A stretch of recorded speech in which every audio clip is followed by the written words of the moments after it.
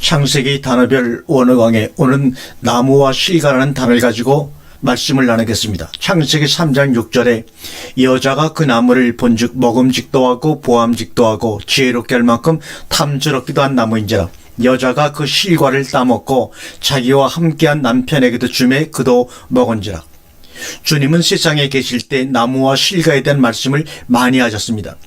사람을 나무에 비유하시며 많은 경고를 하셨고 당신 자신도 포도나무에 비유하시며 나무와 가지 그리고 열매에 대한 말씀을 세상을 떠나시기 전에 최후의 만찬 강화에서 언급하셨습니다.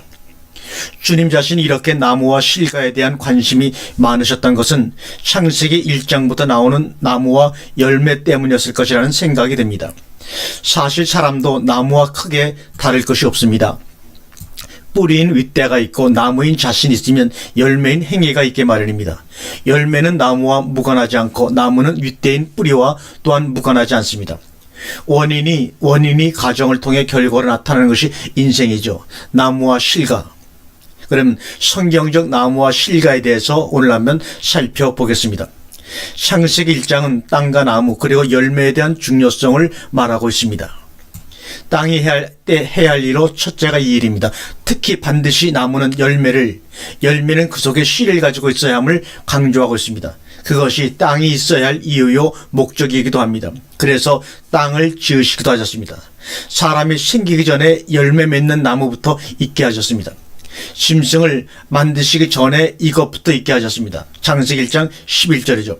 하나님이 가라사대 땅은 풀과 심에 있는 채소와 각기 종류대로 씨 가진 열매 맺는 과목을 내라 하심에 그들에 대어 씨 가진 자르 오브 보 이 수고는 그 실과 속에 반드시 그 실과의 씨를 가지고 있어야 함을 강조하는 부분입니다.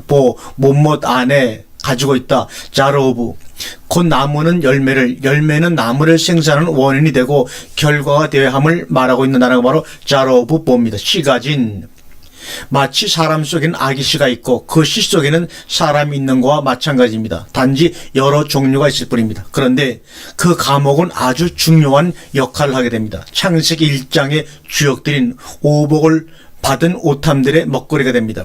창세기 1장 29절입니다. 하나님이 가라사대 내가 온 지면에 씨 맺는 모든 채소와 씨 가진 열매 맺는 모든 나무를 너에게 주노니 너희 식물이 되리라. 그러나 할례 받지 못한 나무 열매는 부정하여 먹지 못하도록 금하시기도 하셨습니다. 가나안에 들어가 감옥을 쉬고 3년 동안 그 땅에서 나는 감옥의 열매는 먹을 수 없는 금과이었습니다. 이방적 요소가 스며들어 있는 감옥의 열매는 이방적 요소가 다 빠져나가는 3년 동안은 먹을 수가 없도록 주님께서 금과를 만들어 놓았습니다. 그것이 레위기 19장 23절입니다. 너희가 그 땅에 들어가 각종 나무 과목을 심거든 그 열매는 아직 할례 받지 못한 것으로 여기되 곧 3년 동안 너희는 그것을 할례 받지 못한 것으로 여겨 먹지 말 것이요. 여러 종류의 과목 가운데 생명나무는 단연 으뜸입니다. 그런데 그 생명나무는 의로운 자의 열매입니다. 의로운 자, 즉 지혜로운 자는 사람의 영혼을 얻습니다. 잠언 11장 30절이죠. 의인의 열매는 생명나무라 지혜로운 자는 사람을 얻느니라. 그래서 창세기 1장의 약속의 땅이 완성되면 생명강 좌우에 각종 과목이 있어 달마다 실과를 맺히고 실과는 먹거리가 되고 잎사귀는 보약이 됩니다. 에스겔서와 계시록은 그 약속을 소망으로 주시며 그날을 기다리는 자들에게 완성의 단계를 이루어 가시고 계십니다. 에스겔 47장 12절입니다. 강 좌우가에는 각종 먹을 실과나무가 자라서 그 잎이 시들지 아니하며 실과가 끝이지 아니하고 달마다 새 실과를 맺으리니 그 물이 성소로 말미암아 나옴이라. 그 실과는 먹을 만하고 그 잎사귀는 약재료가 되리라. 주님은 산상보훈결론에서 사람 분별의 원리를 가르쳐 주셨습니다.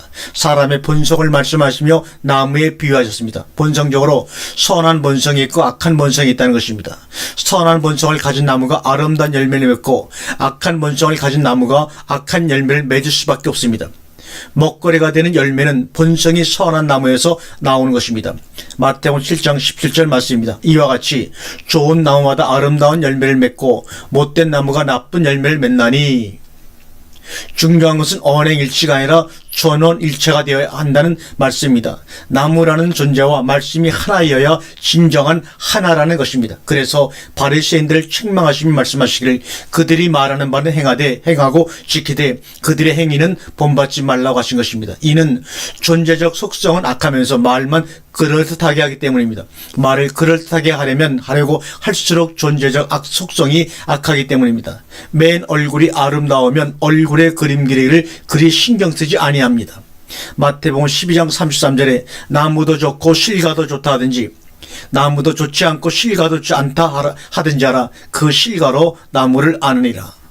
본성이 야성적이라고 전혀 방법이 없는 것은 아닙니다. 접붙임의 비밀이 있습니다. 그 야성적 본성을 거스려 싸워 얘기합니다. 그것은 육적으로는 아니 됩니다. 접붙임을 받아 참된 본성의 진액을 계속 받아들이면 본성이 바뀌어 참된 본성의 존재가 된다고 성경은 말씀하고 있지요. 로마서 11장 10절의 그 말씀입니다.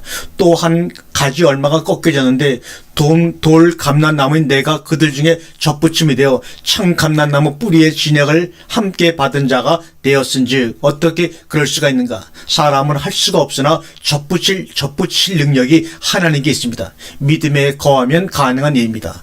로마서 11장 23절 저희도 믿지 아니하는데 거하지 아니하며 접붙임을 얻으리니 이는 저희를 접붙이실 능력이 하나님께 있음이라. 그러면 실제적으로 접붙임을 받는다는 것이 무엇을 말하는 것인가?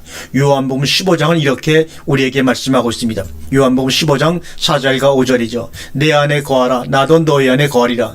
가지가 포도나무에 붙어있지 아니하면 절로 가시를 맺을 수 없음 같이 너희도 내 안에 있지 아니하면 그러하리라. 나는 포도나무여 너희는 가지니 저가 내 안에 내가 저 안에 있으면 이 사람은 가시를 많이 맺나니 나를 떠나서는 너희가 아무것도 할 수 없음이라. 아멘.